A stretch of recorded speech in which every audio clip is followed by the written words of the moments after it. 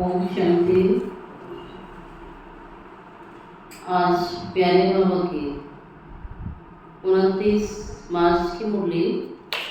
मीठे बच्चे, तुम्हें ज्ञान से अच्छी जागृति आई है। तुम्हें ज्ञान से अच्छी जागृति आई है। तुम अपने 84 जन्मों को निराकार साकार बाप को जानते हो।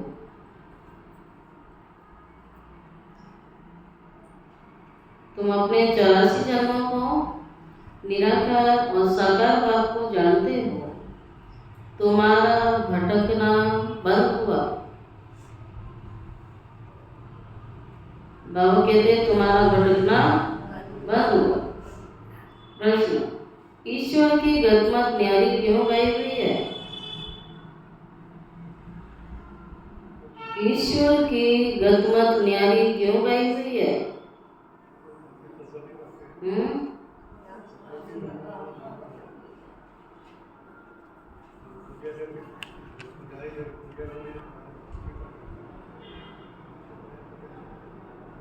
उत्तर है पहली पॉइंट है, क्योंकि वह ऐसी मत देते हैं। उसकी गतमत न्यारी क्यों है? क्योंकि बाबा ने कहा कि ऐसी मत देते हैं जिससे तुम ब्राह्मण सबसे न्यारे बन जाते हो।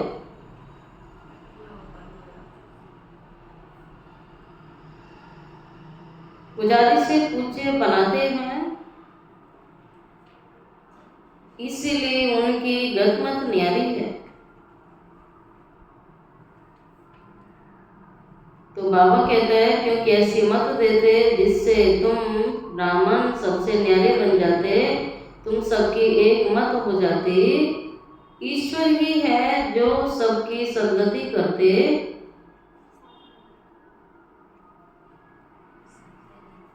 जिसे तुम बच्चों के सिवाय कोई समझ नहीं सकता। क्योंकि जो पुजारी से पूज्य बनाते इसलिए उनकी गतमत न्यारी है, जिसे बच्चों के सिवाय दुनिया में कोई समझ ही नहीं सकता है। ओम शांति। तुम बच्चे जानते हो, बच्चों की अगर तबीयत ठीक नहीं होती है तो बाप कहेंगे भले यहाँ क्या करो। तबीयत ठीक नहीं होती है तब क्या करो? नहीं आओ। बाबा कहता है तबीयत ठीक नहीं होगी तो बाप कहेंगे भले यहाँ सो जाओ। इसमें कोई हर्जा नहीं है ना? ऐसे तबीयत किसी न किसी की खराब हो जाती है, सब सो जाओ आके। आता लेटे लेटे भी मुरली सुन सकते हो। इसमें कोई हर्जा नहीं, क्योंकि सिकिलदे बच्चे हैं ना। आता 5000 वर्ष के बाद फिर से आके मिले हैं। किसको मिले हैं?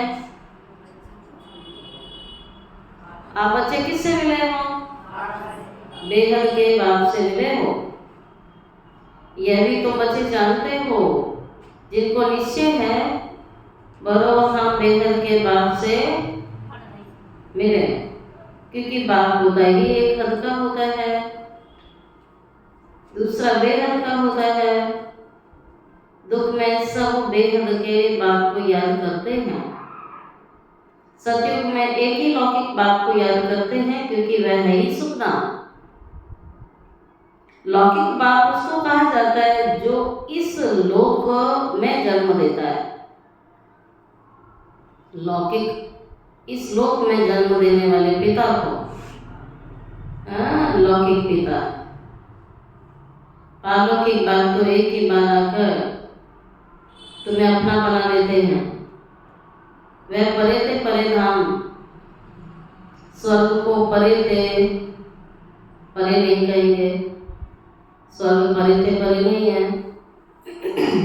परम धाम है। स्वर्ग नरक यही होता है।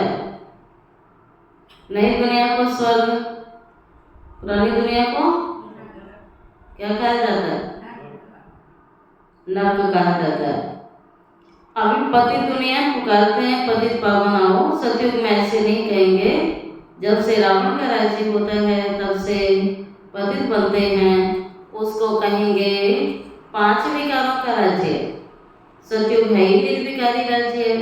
भारत की कितनी जबरदस्त महिमा है, परंतु विकारी होने के कारण भारत की महिमा को जानते नहीं है। बाबा कहता विकारी हो गए, भारत संपूर्ण निर्विकारी था। जब ये लक्ष्मी नारायण राज्य करते थे, अभी वो राज्य नहीं है।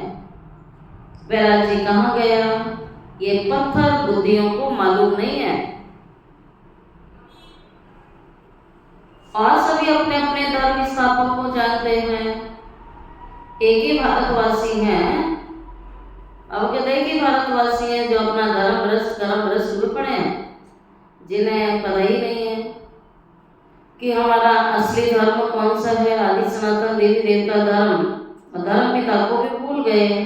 बाबा कहता है पत्थर बुद्धियों को मालूम नहीं है, न धर्म स्थापक को जानते हैं, न और धर्म वाले अपने धर्म को जानते हैं, परंतु वह फिर स्थापन करने आएंगे, कब आएंगे ये नहीं जानते।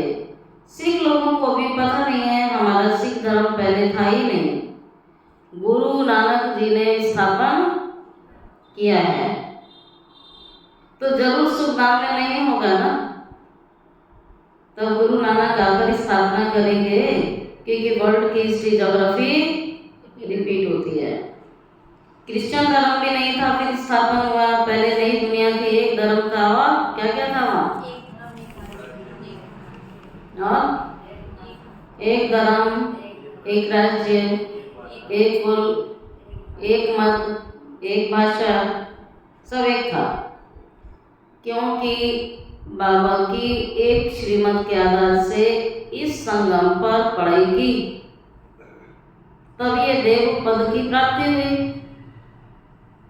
तो ईश्वरीय पढ़ाई के आधार से, श्रीमत के आधार से देवी देवता धर्म की स्थापना हुई। इसलिए एक के द्वारा, एक की श्रीमत के आधार से, एक ही पढ़ाई के आधार से देवी देवता धर्म की स्थापना होती है।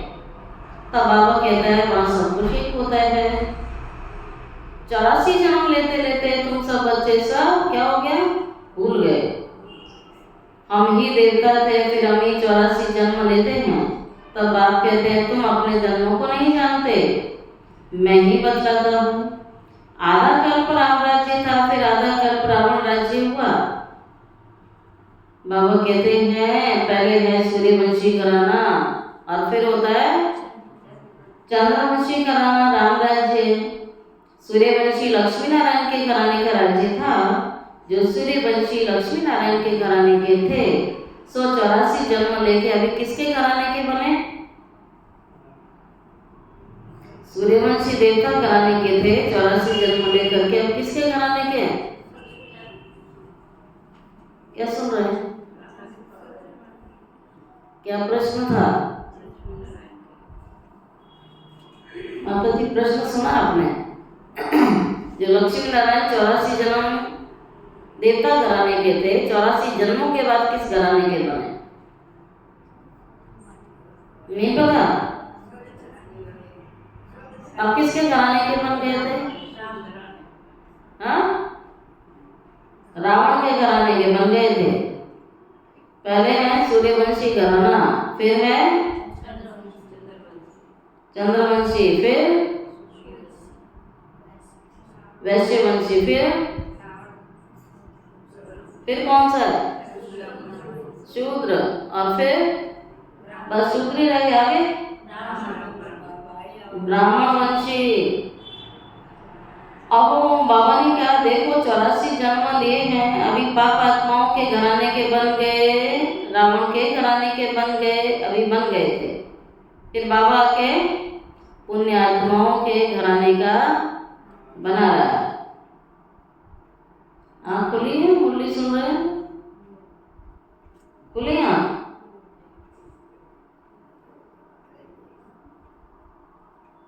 संतोषी आँख खुली नहीं खुली? अभी पाप आत्माओं के घराने के बने हैं, 84 जन्म लिए हैं, वे तो 84 लाख कह देते हैं। अब 84 लाख का कौन विचार करेंगे बैठ के, इसलिए कोई का विचार चलता ही नहीं है। फिर बाबा कहता है अभी तुमको बाबा ने समझाया है, तुम बाप के आगे बैठे हो। निराकार बाप साकार बाप दोनों ही हैं। साकार बाप भी इतना ऊंचा है, निराकार बाप तो है ही सर्वोच्च। तो साकार बाप भी भाग्य विधाता है, तो निराकार बाप भी सौभाग्य विधाता है। भारत में नामी गामी है ना, गाते भी हैं परंतु बाप को जानते नहीं हैं, अज्ञान नींद में सोए पड़े हैं। ज्ञान से जागृति होती है। रोशनी में मनुष्य कभी धक्का नहीं खाता है। धक्का कब मिलता है? अंधेरा माना अज्ञानता, रोशनी माना ज्ञान, माना समझ, बुद्धि के कपाट खुल गए, जिसको कहते हैं बुद्धि का ताला खुल गया। ज्ञान माना प्रकाश।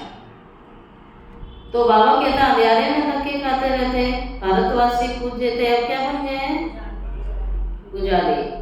लक्ष्मी नारायण पूजे थे ना, यह किसकी पूजा करेंगे? वहाँ पूजा का संस्कार नहीं होता है, वहाँ कोई किसी की पूजा नहीं करेगा, क्योंकि स्वयं ही पूज्य। अपना चित्र बनाए, अपनी पूजा तो नहीं करेंगे ना। बाबा कहते हैं तो नहीं हो सकता है। बच्चे जानते हैं हम ही पूज्य, सो फिर कैसे पुजारी बनते? ये बातें कोई समझ नहीं सकेंगे, बाबा ही समझाते हैं। इसलिए कहते हैं ईश्वर की गतमत न्यारी, भगवान की गतमत इतनी न्यारी है जिससे ब्राह्मणों की जीवन भी न्यारी और प्यारी बन जाती है। सदगति दाता एक ही बाप है सारी दुनिया में, तो सारी दुनिया में एक मत मत अंतर है। यहाँ तुम ब्राह्मणों की एक मत, ईश्वर की मत। तो ईश्वर की मत और गत अर्थात सदगति। ईश्वर की मत और गत माना सदगति। तो सदगति दाता एक ही बाप है, जाते भी हैं सर्व का सदगति दाता राम, परंतु समझते नहीं है कि राम किसको कहा जाता है। जिधर देखो राम ही राम रहता है, इसको कहा जाता है अज्ञान अंधेरा। घट घट में राम ऐसे बोलते। तो बाबा कहता है अज्ञान अंधेरा कहा जाता है। अंधेरे में दुख होता है, सोचने में सुख होता है।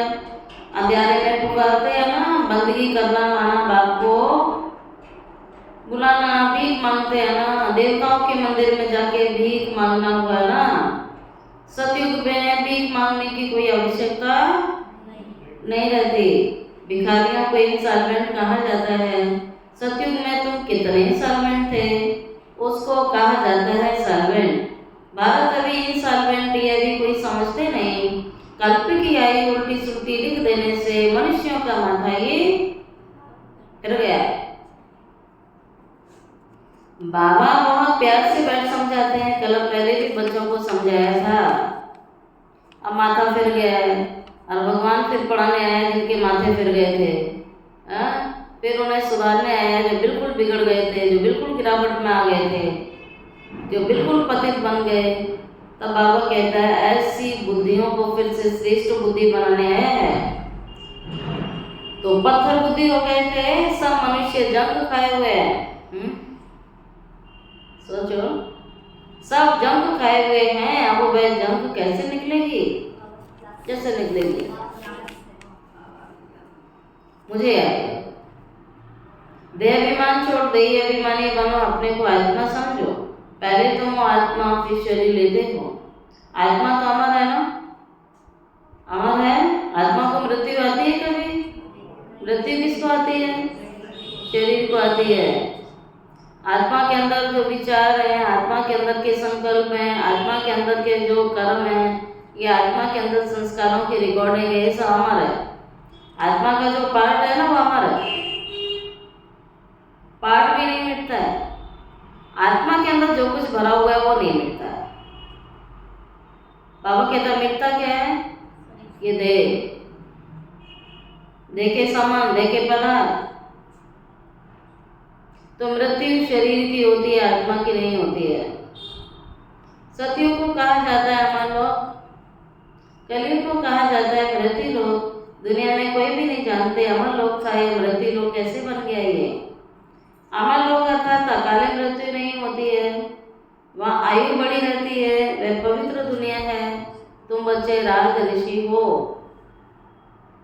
क्या हो? राज ऋषि। ऋषि माना पवित्र। ऋषि पवित्र को कहा जाता है। तुमको पवित्र किसने बनाया? उनको बनाते हैं शंकराचार्य। तुमको बना रहे हैं, बताइए अब। उनको बना रहे हैं शंकराचार्य, तुमको बना रहे हैं शिवाचार्य। हमारा आचार्य कौन बना हुआ है? शिव बाबा बना हुआ है, तो शिव बाबा कहेंगे शिवाचार्य। यह कोई पढ़ा हुआ नहीं है। जितने भी आचार्य बने हैं उन्होंने गीता, रामायण, भागवत, महाभारत इनसे पढ़ाई की, वेदों से पढ़ाई की, शास्त्रों से पढ़ाई की। लेकिन बाबा कहता है मैंने तो कोई वेद शास्त्र नहीं पढ़े, इनके द्वारा शिव बाबा तुम्हें पढ़ाते हैं। शंकराचार्य ने भी गर्भ से ही तो जन्म लिया। एक शिव बाबा ही है जिन्होंने पूरी सृष्टि में तीनों लोकों में एक बाबा ही है जो कभी गर्भ से जन्म नहीं लेता है। कोई ऊपर से अवतरित नहीं हुआ है। बाप तो इनमें प्रवेश करते हैं, आते हैं, जाते हैं, मालिक है, जिसमें चाहे उनमें जा सकता है। बाबा ने समझाया है कोई का कल्याण करने अर्थ में प्रवेश कर लेता हूँ। आता तो पति कर्म में ही हूँ ना, बहुतों का कल्याण करता हूँ। बच्चों को समझाया माया कोई काम नहीं है। अलबेलापन लाओगे, श्रीमत तोड़ोगे तो क्या मिलेगा? क्या मिलेगा? क्या क्या मिलता है पता है ना? नाक कान काटेगी माया, घूंसे भी मारेगी, थप्पड़ भी मारेगी, सताएगी भी। क्यों? पर क्या करें, घूंसे खाने की आदत पड़ गई लोग, तो खाते रहते हैं, श्रीमत तोड़ते रहते हैं, मनमत चलाते रहते हैं। सब श्रीमत को कितना फॉलो कर रहे हैं, इजी हो रहा है ना, वो कर रहे हैं। जो थोड़ी सी मेहनत लगती है ना तो छोड़ देते हैं। बाबा कहता है श्रीमत फर्स्ट है, माया कम नहीं है। अलवेले हुए लगा माया का थप्पड़। कभी कभी तो माया ध्यान में प्रवेश होके उल्टा सुल्टा बुलवाती है। इसलिए बच्चों को बहुत संभाल करनी चाहिए। कईयों में माया की प्रवेशता हो जाती है, तब क्या बोलते हैं, मैं शिव हूँ, है ना, मैं बाबा हूँ, मैं मामा हूँ, मैं फलाना हूँ, ऐसे ऐसे बोलते हैं। माया बड़ी शैतान है। आजकल किसी दादी ने बोला आज तक? नहीं बोला ना। लेकिन नए नए ऐसे कितने निकल आते हैं, कहेंगे मेरे अंदर बाबा आता है, फलाना आता है। तो बाबा कहता है माया बड़ी शैतान है। समझदार बच्चे अच्छी रीति समझ जाएंगे कि ये किसका प्रवेश है। शरीर तो उनका मुकरर यही है ना, हम दूसरे का सुनेंगे क्यों, है ना। कहते हैं हमारे में बाबा आता है, मुरली चलाता है देवकी मैया के अंदर ना। अब बाबा कह देता रे माया प्रवेश कर लेती है, बच्चों को संभाल करनी चाहिए। शैतान है माया। समझदार बच्चे सब समझ जाएंगे, बाबा का मुकर्रर किया हुआ रहता है। अगर सुनते हो तो बाबा से पूछो ये बात राइट है या नहीं, राय लो ना। अगर अपनी बुद्धि काम नहीं करती है तो बड़े किस लिए बैठे होते हैं, राय लो, डायरेक्शन लो। और फेल कौन होते हैं, जो अपने दिमाग से चलते रहते हैं, जो श्रीमत पर चल नहीं सकते और राय लेते नहीं है, वो कदम कदम पर धोखा खाते हैं। बाबा झट समझा देंगे। फिर बाबा कहता है अरे बाबा से पूछोगे तो राय मिलेगी। कई ब्राह्मणियां भी इन बातों को समझ नहीं सकती कि है क्या ये बोलते हैं फलाना है फलाना है। कोई में वैसी प्रवेशता हो जाती है, ऐसी प्रवेशता हो जाती है तो फिर किसी को चमाट भी मार देते हैं, गालियां देने लग जाते हैं। अब बाप थोड़ी गाली देगा। जो ये कहते हैं मेरे में बाबा आया फलाना आया, तो बाबा के तो आत्मा ऐसे कृत्य करती है, मार देती है, गालियां देते हैं। बाबा कहते हैं कृत्य बाबू के हैं, ये कर्म से तो पता करो ना। इन बातों को कई बच्चे समझ नहीं सकते, बच्चों को भी समझ में नहीं आता है। फर्स्ट क्लास बच्चे भी कहाँ कहाँ भूल जाते हैं। बाबा कहते सब बातें पूछनी तो चाहिए। बाबा कहते पूछो ना, क्योंकि बहुतों में माया प्रवेश कर लेती है, फिर ध्यान में जाके क्या क्या बोलते रहते हैं। इसमें भी बड़ा संभालना चाहिए, बाप को पूरा समाचार देना चाहिए। इस टाइप की कोई भी बात है, बाबा कहता पूछो आके, मुझो नहीं। फिर कह देते हैं फलाने में बाबा आया, फलाने में मामा आती है, फलाने में बाबा आता है। इन सब बातों को छोड़, बाप का एक ही फरमान है, मामे कम याद करो। इन किसी लफड़े में नहीं जाना है, इन फालतू बातों में कुछ नहीं रखा है। बाबा आए हैं, बाबा ने तन लिया हुआ है ब्रह्मा का, जो पढ़ाना था वो पढ़ा दिया। इन सब बातों को छोड़ दो, बाबा के एक ही फरमान है, मामे कम याद करो। बाप को सृष्टि चक्र को याद करो, रचयिता और रचना का सिमरन करने वाले की शक्ल सदैव ही हर्षित रहेगी। ऐसे नहीं है कि मुरली सुनते समय, योग करते समय हर्षित रहेगी। बाबा कहते हैं उनकी शक्ल सदैव हर्षित रहेगी। हर्षित तभी रहेंगे जब हल्के होंगे। भारी आत्मा तो हल्की नहीं, उसके शक्ल पे कैसे मुस्कुराहट होगी। और भारीपन क्यों आता है? श्रीमत तोड़ते हैं। जो श्रीमत पर चलेगा वो हल्का रहेगा, हल्का रहेगा वो खुश रहेगा। बहुत बच्चे ऐसे हैं, शक्ल तो बहुत इंपॉर्टेंट होती है, शक्ल कैसी रहती है सारा दिन। बहुत बच्चे हैं, बहुत हैं जिनका सिमरन होता ही नहीं है, ज्ञान का सिमरन चलता नहीं है, अंदर बुद्धि में ज्ञान टपकता ही नहीं है। कर्म बंधन बड़े कड़े हैं उनके, भारी है। बाबा की श्रीमत घुसती नहीं है दिमाग में, तो बाबा कहते हैं यहाँ से उठे और मन चलाना चल हो जाते हैं। विवेक कहता भी है जबकि बेहद का बाप मिला है, कहते हैं मुझे याद करो, तो फिर क्यों ना हम याद करें। कुछ भी होता है बाप से पूछो, बाबा समझाएंगे। कुछ भी होता है बाप से पूछो, बाबा कहते हैं बाप समझाएंगे। कर्म भोग तो अभी रहा हुआ है ना, कर्म भोग बाबा कहता अभी तुम्हारा है, और कर्मातीत अवस्था हो जाएगी तो तुम सदैव हर्षित रहेंगे। तब तक कुछ ना कुछ होता है, कर्मातीत अवस्था हो जाएगी तो हर्षित रहेंगे, तो कुछ ना कुछ तब तक चलता है। यह भी जानते हैं मिलुआ मात मल्लू का शिकार, विनाश होना है, तुम फरिश्ते बनते, बाकी थोड़े दिन इस दुनिया में हो, फिर तुम बच्चों को सूक्ष्म, बाबा कहते हैं थोड़े दिन के लिए, फिर तुम्हें स्थूल वतन हंसेगा नहीं, ये दुनिया तुम्हें अच्छी नहीं लगेगी। इस दुनिया से तुम्हें वैराग्य आ जाएगा, और अगर वैराग नहीं तो राग है। राग माना चिपके हुए अभी उसी से, वैराग माना अटैच नहीं। तो बाबा कहता अगर वैराग नहीं है तो कोई ना अट्रैक्शन आती रहेगी,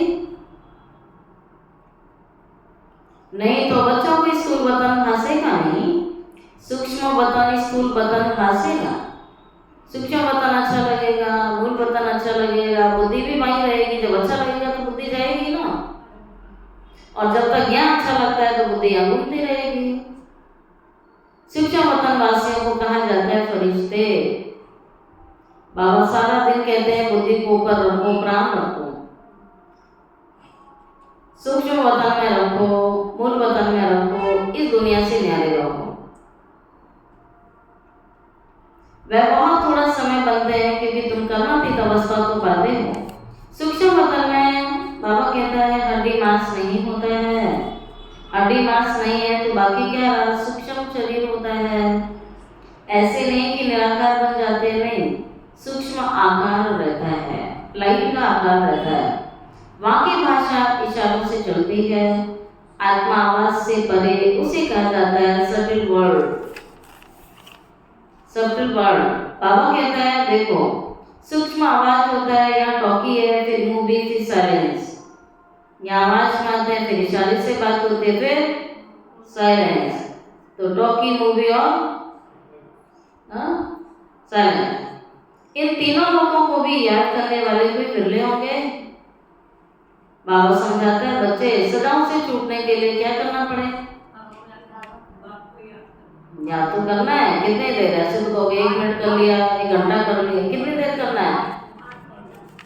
बाबा कह रहा है बताइए कितने घंटे बोला हुआ है? यहाँ 8 घंटा नींद तो पूरी करने में लगे रहते हैं, उसमें कमी ना आ जाए, खाने पीने में कमी ना आ जाए, योग में भले कमी आ जाए। और बाबा ने कहा है योग कितनी देर होना चाहिए? पूरा दिन बुद्धि को चेक करो ना, मेरी बुद्धि कहाँ रहती है। ये आवश्यक नहीं है कि आप जो है बैठे रहो, याद का चार्ट चेक करो ना अपना। बाबा ने कह दिया है 8 घंटा कर्म योगी बन करके भले कर्म करो, ठीक है? अच्छा 8 घंटा क्या करोगे? काम करते जो कुछ भी कर रहे हो, जो भी तुम्हारा कर्म है, बाबा कहता 8 घंटे उसमें लगा दो। 8 घंटा चलो अपने लिए लगा दो, शरीर का आराम या जो भी आपके पर्सनल काम है उनमें लगा दो। 8 घंटा बाबा की याद में लगाओ ना। जब तक नहीं लगाएंगे ना माया आती रहेगी। इसी प्रैक्टिस से तुम पागल बन जाओगे। नींद करते हो वह कोई बाबा की याद थोड़ी है। क्या कहते हैं नींद भी तो हमने बाबा की याद में की ना, तो वो भी तो योग है। हाँ बाबा तो आपका बाबा ने कहा कर्म है बाबा की याद है, कर्म योगी बन के करना है, वो तो योग है। लेकिन जो योग जो बाबा कहता है वो तो नहीं होता ना। फिर ऐसे भी कोई ना समझे बाबा के तो हम बच्चे ही है ना, तो याद क्या करें। लो जी कहानी खत्म, हम तो हैं ही भगवान के बच्चे, याद क्या करना है उसको। या वो तो कहेंगे हम 24 घंटे याद में ही तो रहते हैं, अलग से क्या याद करना है। हाँ फिर याद क्या करें।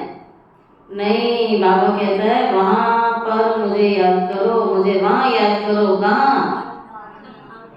साइलेंस की दुनिया में पहुंच करके वहां याद करना है। अपने को आत्मा समझ के उस बात को याद करो। तब तक योग बल से तुम पवित्र ना बनो, तब तक घर में तुम जा नहीं सकेंगे। बुद्धि का ठहराव नहीं होगा अगर हम याद नहीं करेंगे तो बुद्धि भटकती रहेगी। तो अपनी बुद्धि को चेक किया करो, मेरी बुद्धि स्थिर है, मन स्थिर है, मन भटकता तो नहीं है संकल्प विकल्पों में, उल्टे सुल्टे विचारों में, ये चेक करो। बाबा कहते हैं स्थिर स्थिति तभी होगी, नहीं तो हिलती रहेगी। तब बाबा कहता है तुम मुझे वहां याद करो, अपने को आत्मा समझ के मुझे याद करो। जब तक योग बल से तुम पवित्र ना बनो तब तक घर भी नहीं जा सकेंगे, नहीं तो सजाएं खाकर जाना है। सूक्ष्म वतन, स्थूल वतन, मूल वतन भी। तो बाबा कहता है सूक्ष्म वतन मूल वतन में भी जाना है और फिर तुम्हें स्वर्ग में आना है। बाबा ने समझाया है, आगे चल के न्यूज़पेपर में भी पड़ेगा। अभी तो बहुत टाइम है, इतनी सारी राजधानी की स्थापना होनी है। South, north, east, west, Bharat का कितना है। अब अखबारों के द्वारा आवाज निकलेगा। बाप कहते हैं मुझे याद करो तो तुम्हारे सारे पाप कट जाएंगे। रोज बाबा में कहता है याद करोगे तो पाप कट जाएंगे और याद नहीं करोगे तो पाप बढ़ जाएंगे। याद नहीं करोगे तो कोई तो बाबा कहता है माया विक्रम करा लेगी तुमसे, कराएगी। उल्टे सुल्टे ख्याल चल रहे हैं तो विक्रम हो रहा है, दृष्टि जा रही है विक्रम हो रहा है, उल्टी सुल्टी बातें करते हैं तो विक्रम हो रहा है। ये सब विक्रम के खाते में। इसलिए बाप बुलाते हैं, बच्चे जानते हैं बाबा कहता है मुझे याद करो तो तुम्हारे पाप कट जाएंगे। बुलाते भी हैं पतित पावन लिबरेटर, हमको दुख से छुड़ाओ। बच्चे जानते हैं ड्रामा प्लान अनुसार विनाश भी होना है इस लड़ाई के बाद, फिर शांति ही शांति। लड़ाई तक बाबा कहता कोई लड़ाई नहीं होगी। और द्वापर युग आते ही आप देखिए कितनी लड़ाई, पूरा इतिहास बना हुआ है और अभी तक चलते हो, लड़ते लड़ते लड़ते लड़ते आखिर महाभारत लड़ाई होती है जिसमें सब कुछ नष्ट हो जाता है, महाविनाश। तब बाबा कहता है फिर बिल्कुल शांति हो जाएगी, कोई उथल पुथल नहीं होगी, बिल्कुल संपूर्ण शांति, सुखदान हो जाएगा। सारी उथल पुथल बाबा कहता भी होनी है जो होनी है, फिर शांति। सतयुग में एक ही धर्म होता है, कलयुग में अनेक धर्म होते हैं, तो यह तो कोई भी समझ सकते हैं। अभी कितना बड़ा भूकंप थाईलैंड में आया और बाबा कहते देखो क्या हाल हुआ पड़ा है दुनिया का, बड़ी बड़ी आलीशान बिल्डिंग ऐसे गिर रही हैं, चूर चूर हो रही हैं। बाबा कहते हैं पीछे फिर और धर्म वाले आते हैं, वह भी जब तक उनकी संस्था वृद्धि को पाए तब तक मालूम थोड़ी पड़ता है। अभी तुम बच्चे सृष्टि के आदि मदन को जानते हो, तुमसे पूछेंगे सीढ़ी में सिर्फ भारतवासियों को ही क्यों दिखाया है, भारत का ही क्यों दिखाया है? बोलो, ये तो खेल है ना, सारा भारत पर ही तो है। स्टार्टिंग में भी भारत है, एंड में भी भारत है, बाकी सब बीच में है ना। आधा कल्पनाओं का पार्ट है, बाकी द्वापर कलयुग मानने सब धर्म आते हैं ना। पूरा 2500 साल ही सिर्फ भारत ही होता है और आधे में सारे आते हैं। गोले में सारी नॉलेज है, गोला बड़ा फर्स्ट क्लास है। सतयुग त्रेता में श्रेष्ठाचारी दुनिया द्वापर कलयुग में होती है। बाबा कहता धर्म भ्रष्ट और कर्म भ्रष्ट, ये सारी दुनिया ही भ्रष्टाचारी है, क्योंकि पैदाइश भी भ्रष्टाचार से होती है। तब बाबा कहता है अब सारी बातों को तुम समझ गए हो, ये सारा खेल भारत पर है। द्वापर कलयुग भ्रष्टाचारी, अभी तुम संगम पर हो, ये ज्ञान की बातें हैं। ये चारों युगों का चक्र कैसे फिरता है किसी को पता नहीं है। नरेश भाई क्या सुना, सुन रहे हैं? क्या सुना बोलिए मैं अभी। सतयुग में लक्ष्मी नारायण का राज्य था, इन्हों को ये थोड़ी पता रहता है सतयुग के बाद त्रेता होना है, त्रेता के बाद द्वापर कलयुग आना है। यहाँ भी मनुष्यों को बिल्कुल पता नहीं है। बल कहते हैं परंतु कैसे चक्र चलता है ये दुनिया में कोई भी नहीं जानते, इसलिए बाबा ने समझाया हुआ है। सारा गीता पर जो रखो, सच्ची गीता सुनने से स्वर्गवासी बनते हैं। या शिव बाबा को सुनाते हैं, वहाँ मनुष्य पढ़ते हैं। गीता भी सबसे पहले तुम पढ़ते हो, भक्ति में भी पहले पहले तो तुम जाते हो ना। शिव के पुजारी पहले तुम बनते हो, तुमको पहले पहले पूजा करनी होती है। अभी बिचारी शुरू में पूजा एक शिव की, एक बाबा की सोमनाथ मंदिर बनाया, सबसे पहले सोमनाथ मंदिर बनाया, बाबा की पूजा की, और बाद में व्यभिचारी भक्ति। पहले अभिविचारी माना एक की, व्यभिचारी माना, फिर तो बाबा कहता आते आते पत्थर वित्तर ठीक में सब मैं भगवान को समझ लिया, गटगट में कण कण में। सोमनाथ मंदिर और किसी की ताकत थोड़ी है बनाने की। बोर्ड पर कितने प्रकार की बातें लिख सकते हैं, यह भी लिख सकते हैं भारतवासी सच्ची गीता सुनने से सचखंड के मालिक बनते हैं। अभी तुम अच्छे जानते हो सच्ची गीता सुनकर स्वर्गवासी बन रहे हैं। जिस समय तुम समझाते हो तो कहते हैं हाँ ये सब बातें बरोबर राइट है। ऐसे अज्ञानी लोग कहते हैं ना बहुत अच्छी बातें हैं, बहुत अच्छा ज्ञान है, बहुत अच्छी अच्छी लगती हैं, लेकिन ना उन्होंने रोज सुनना है ना धारण करना है। करना सुना ना, भक्ति में गए, झूम लिए, गा लिया, कीर्तन कर लिया, बस छुट्टी। ऐसी बहुत है, वो ज्ञान अच्छा लगता है सुन लेते हैं, जीवन में धारण नहीं करना।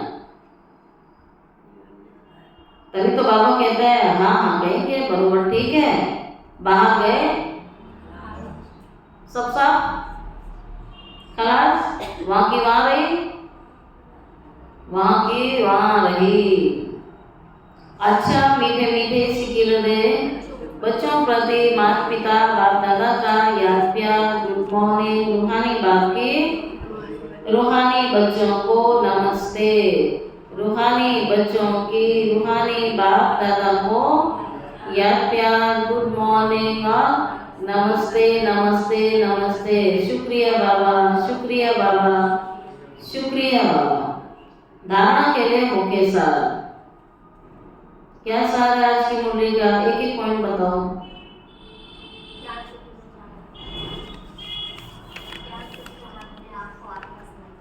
आवाज नहीं आ रही? धारणा की बातें सुनो ना।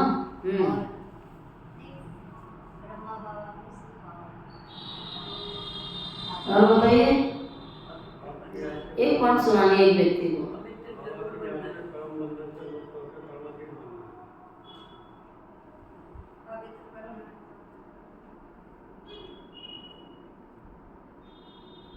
और बताइए,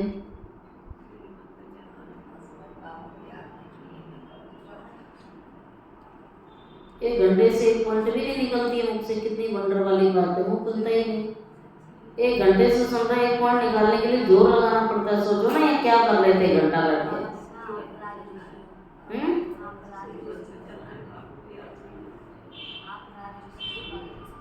थोड़ी आवाज तो निकालो कि यहाँ तक आ जाए। राजऋषि और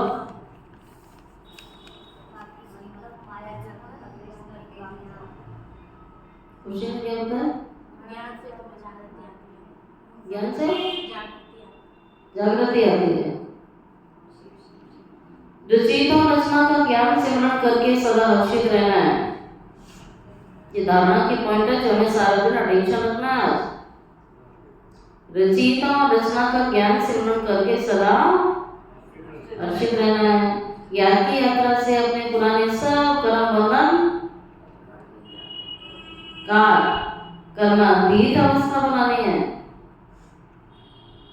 ज्ञान की यात्रा से अपने पुराने सब कर्म बंधन काट कर्मातीत अवस्था बनानी है।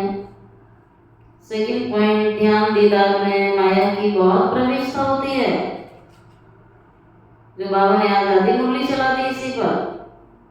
ध्यान दीदार में माया की बहुत प्रविष्टता होती है, इसलिए संभाल करनी है। बाबा को समाचार दे राय लेनी है, कोई भी भूल नहीं करनी है। बाबा को समाचार देके राय लेनी है, कोई भी भूल नहीं करनी है। और अब लेते हैं सदगुरु बाबा का वरदान। अपनी शुभ भावना द्वारा निर्बल आत्माओं में बल भरने वाले सदा शक्ति स्वरूप भव। अपनी शुभ भावना द्वारा निर्बल आत्माओं में बल भरने वाले सदा शक्ति स्वरूप भव। सेवाधारी बच्चों की विशेष सेवा क्या है? स्वयं शक्ति स्वरूप रहना और सर्व को शक्ति स्वरूप बनाना, अर्थात निर्बल आत्माओं में बल भरना। इसके लिए सदा शुभ भावना और श्रेष्ठ कामना स्वरूप बनो। शुभ भावना करती है नहीं है, अब के अंदर शुभ भावना करती है नहीं है कि किसी में भावना रखते रखते उसके भगवान हो जाओ, भाववान हो जाओ। किसी में भावना रखते रखते उसके भाववान हो जाओ, ये गलती नहीं करना। शुभ भावना भी बेहद की होनी चाहिए। एक के प्रति विशेष भावना भी नुकसानकारक है। शुभ भावना तो सबों के प्रति रखनी है, कोई एक विशेष के प्रति नहीं। एक के प्रति विशेष भावना भी नुकसानकारक, इसलिए बेहद मैं स्थित होकर निर्बल आत्माओं को अपनी प्राप्ति शक्तियों के आधार से शक्ति स्वरूप बनाओ। स्लोगन, अलंकार ब्राह्मण जीवन का श्रृंगार है। अलंकार ब्राह्मण जीवन का श्रृंगार है, इसलिए अलंकारी बनो, देह अहंकारी नहीं। अलंकार ब्राह्मण जीवन का श्रृंगार है, इसलिए अलंकारी बनो, देह अहंकारी नहीं। और आज का व्यक्ति शहर है, सत्यता और सभ्यता रूपी कल्चर को अपनाओ, सत्यता और सभ्यता रूपी कल्चर को अपनाओ। कई बच्चे कहते हैं वैसे क्रोध नहीं आता है, लेकिन कोई जब झूठ बोलता है ना, हाँ कहते हैं ऐसे क्रोध नहीं आता है, लेकिन जब कोई झूठ बोलता है ना बहुत क्रोध आता है।